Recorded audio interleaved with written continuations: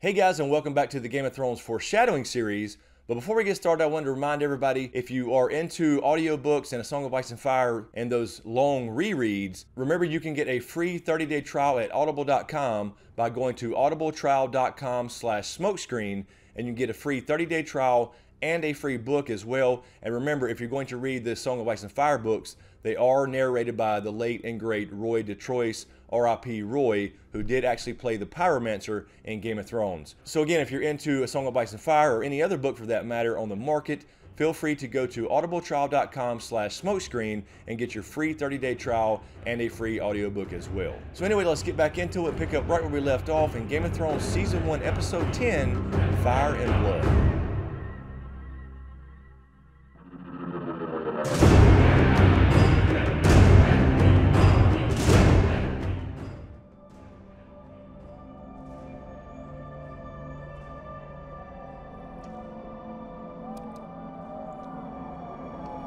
And in our first scene, we have Ned Stark's blood running down ice, so we have Stark blood on ice here. And I think this is a bit of a reach here, but it could represent this.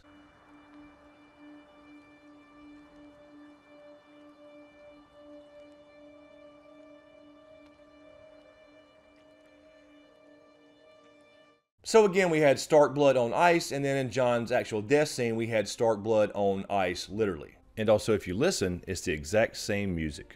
So maybe a bit of a stretch, but what the hell. Anyway, in that same sequence, we do have Arya with Yoren. Yoren is trying to take care of Arya now because Ned did whisper to him Baelor in the previous episode. So Yoren does his duty to Ned Stark and tries to protect Arya, and we see this. Keep your mouth shut, boy. I'm not a boy! You're not a smart boy, is that what you're trying to say? Do you want to live, boy?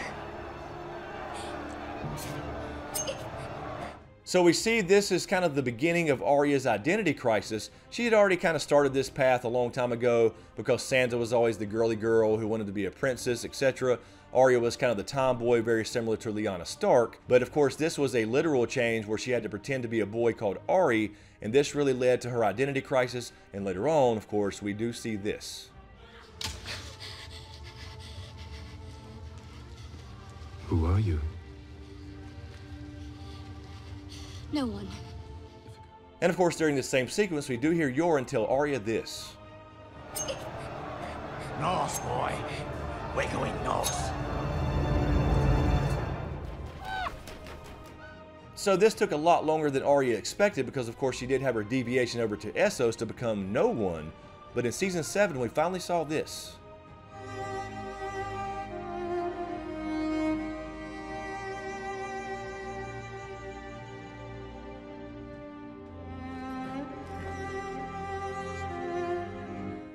And for our next scene, we cut over to Bran, where he's starting to dream of the three-eyed raven leading him down to the crypts of Winterfell, and of course we see this.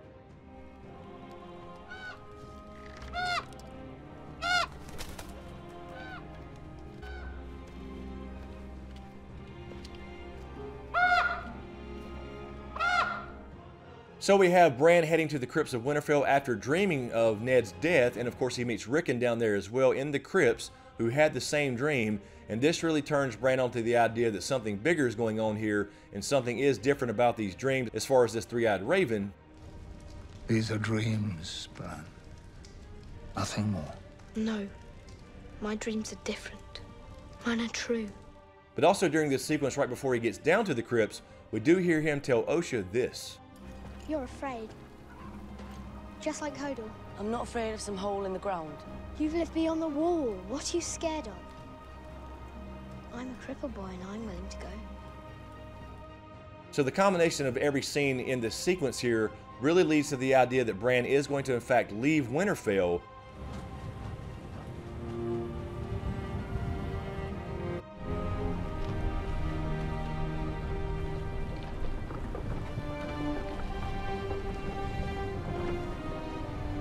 So this whole sequence was kind of a build-up to the idea that Bran would in fact leave Winterfell, and he did tell Osha directly, "You've lived beyond the wall, what are you afraid of? I'm willing to go." Now of course the context of the scene was, I'm willing to go down to the crypts, but later on we would see this.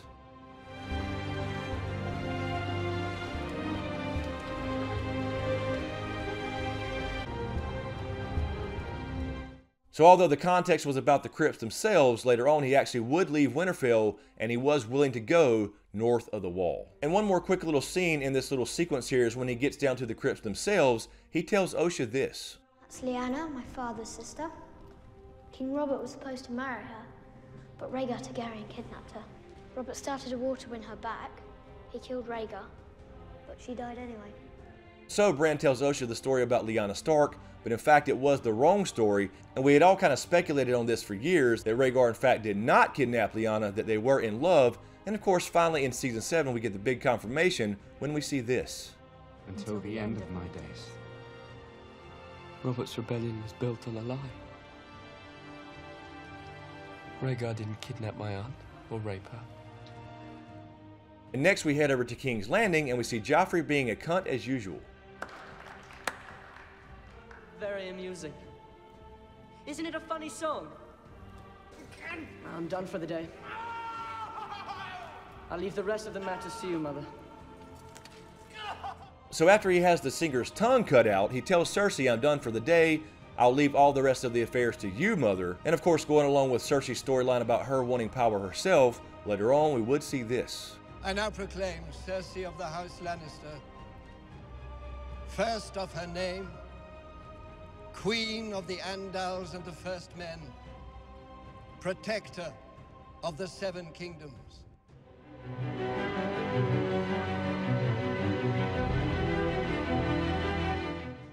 So that gave us a little hint very early on in season 1 that Cersei would eventually obtain power in King's Landing. So we continue our little sequence with Joffrey and Sansa here, and Joffrey continues his douchebaggery. And kill your traitor brother. I'm going to give you his head as well. Or maybe he'll give me yours. Erin.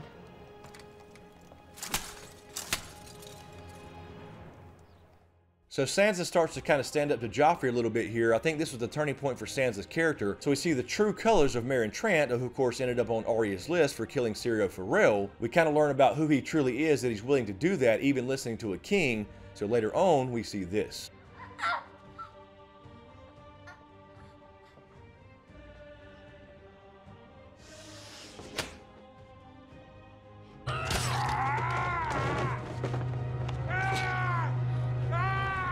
So he's beating these young girls in the brothel because he gets personal pleasure out of it, but finally Meryn Trant gets what's coming to him when he fucks with the wrong Stark. And of course during the same sequence as well, we see Sansa turn very, very cold.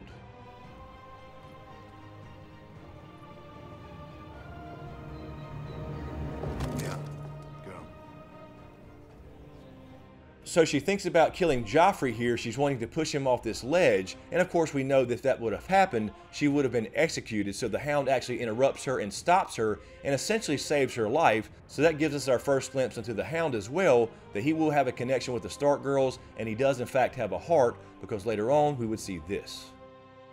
I could take you with me. Take you to Winterfell.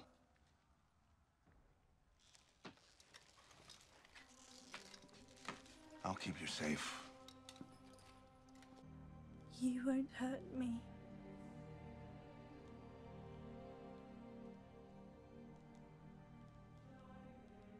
No, little bird, I won't hurt you.